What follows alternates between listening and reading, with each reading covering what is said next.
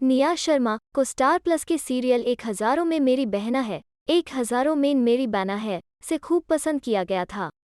इसके बाद वो जीटीवी के शो जमी राजा में नजर आईं। वहां भी उन्हें दर्शकों का भरपूर प्यार मिला, लेकिन जितना वो पर्दे पर अपने काम से लोगों का दिल जीत रही थीं, वहीं पर्दे के पीछे उन्हें उसी काम की पेमेंट के लिए हाथ पैर मारने पड़ रहे थे।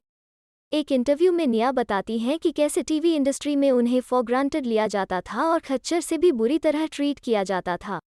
साथ ही 12 घंटे लगातार काम करने के बाद भी अगर वो घर जाना चाहती थी तो कैसे उन पर अनप्रोफेशनल होने का टैग लगा दिया जाता, और घर जाने के लिए जो वैनिटी वैन मिलती थी वो भी बेहद खराब स्थिति में होती थी। बॉलीवुड बबल को दिए इंटरव्यू में निया ने बताया, मैंने बहुत ही खराब स्थिति में काम किया है। कितना भी काम कर लो लेकिन अपनी पेमेंट्स के लिए मुझे भीख ही मांगनी पड़ती थी। मैं इससे गुजरी हूँ और खूब लड़ी भी हूँ।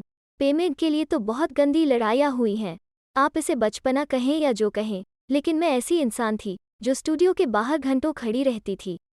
जब तक मेरे पैसे मुझे मिल नहीं जाते थे, मैं कहती थी कि काम नहीं करूँगी। हाँ, मैंने कई बार ये अल्टीमेटम दिए हैं क्योंकि मुझे पेमेंट मिलने का कोई दूसरा तरीका नहीं था, क्योंकि हमें तो भीख मांगने, रोने और गिड़गिड़ाने के ही लिए बनाया गया है। निया आगे कहती हैं, मुझे कई बार पैसे नहीं दिए गए, मना कर दिया गया, लेकिन मैंने यह तय किया कैसे भी करके मैं तो पैसे लेकर रहूंगी, फिर चाहे ये मुझे ब्लैकलिस्ट कर दें या फिर काम न दें। मैं हर तरह से तैयार थी। मुझे उस वक्त इन सब बातों की कोई परवाह नहीं थी। हाँ, फिर मैं लड़ी। पैसा निकलवाने के लिए मैं एकदम रानी की तरह लड़ी। एक्ट्रेस ने काली एक अग्निपरीक्षा में एक छोटा सा रोल करके टीवी में डेब्यू किया था। हाल फिलहाल की बात करें तो उन्हें एकता कपूर के चर्चित शो नागिन 4 में भी देखा गया था।